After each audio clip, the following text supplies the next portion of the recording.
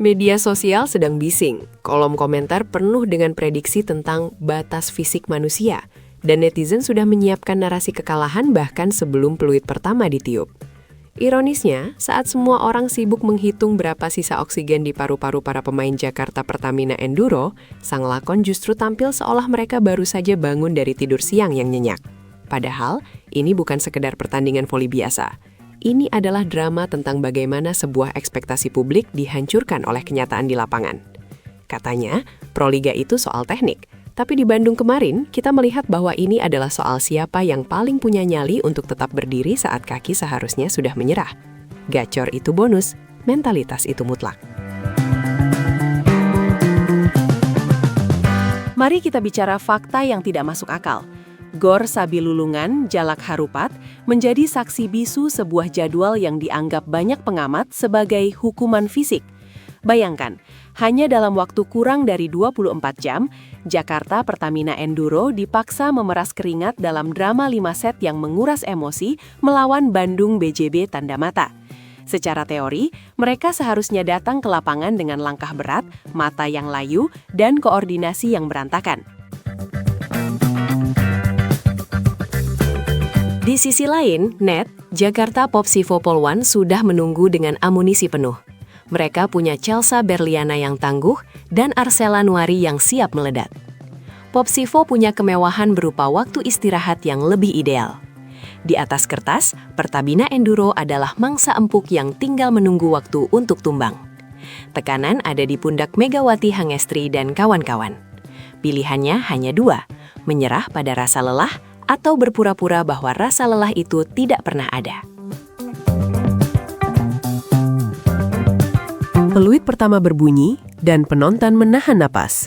Fokus semua mata tertuju pada satu nama, Megawati Hangestri Pertiwi. Banyak yang menunggu tanda-tanda kelelahan dari sang Megatron. Apakah lompatannya akan berkurang beberapa sentimeter?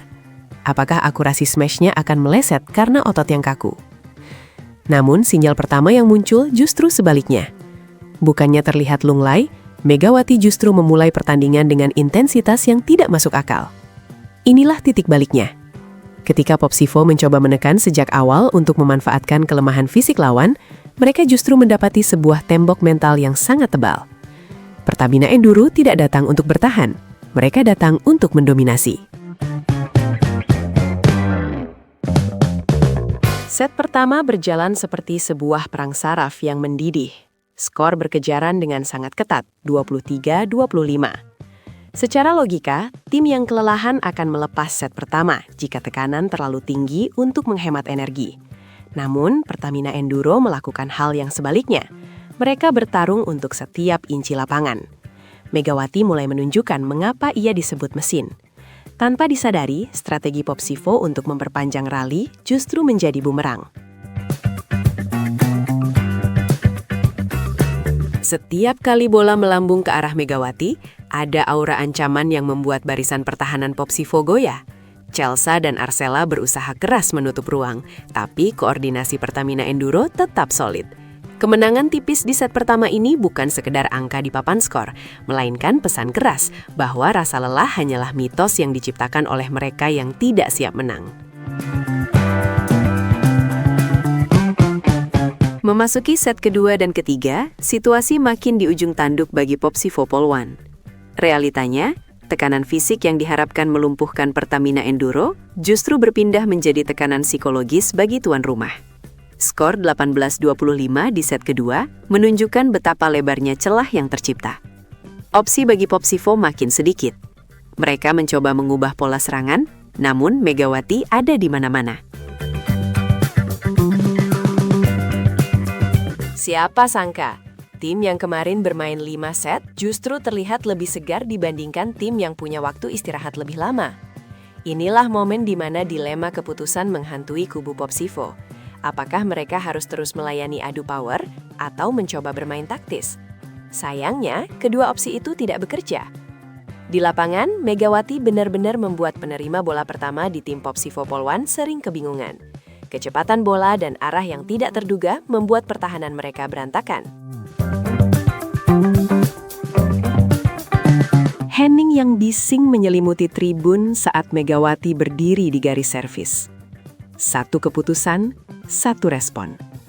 Inilah saat di mana julukan Megatron berhenti menjadi sekadar nama panggung dan berubah menjadi deskripsi teknis yang mematikan. Megawati melepaskan servis demi servis yang menghujam jantung pertahanan lawan. Tidak tanggung-tanggung, ia mencetak 4 kali ace secara krusial. Bola servis itu seolah memiliki nyawa sendiri, menukik tajam di depan para pemain Popsivo yang hanya bisa terpaku.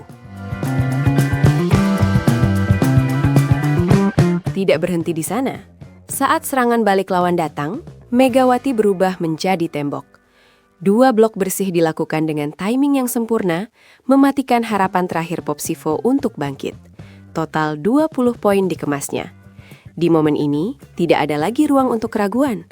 Lapangan voli berubah menjadi panggung tunggal di mana setiap pergerakan Megawati adalah jawaban atas semua keraguan publik. 1 detik mengubah segalanya, dan 1 pemain memastikan kemenangan mutlak 0-3. Kemenangan 23-25, 18-25, dan 22-25 ini adalah tamparan bagi narasi lama tentang kelelahan fisik. Megawati Hangestri Pertiwi akhirnya dinobatkan sebagai Player of the Match, sebuah gelar yang terasa sangat pantas namun sekaligus meremehkan apa yang sebenarnya ia lakukan di lapangan.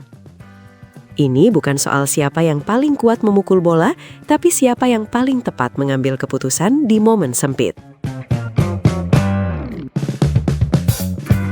Sarkastisnya, mungkin kita harus berhenti mengkhawatirkan stamina Megatron, karena sepertinya ia punya cadangan baterai yang tidak dijual di toko manapun.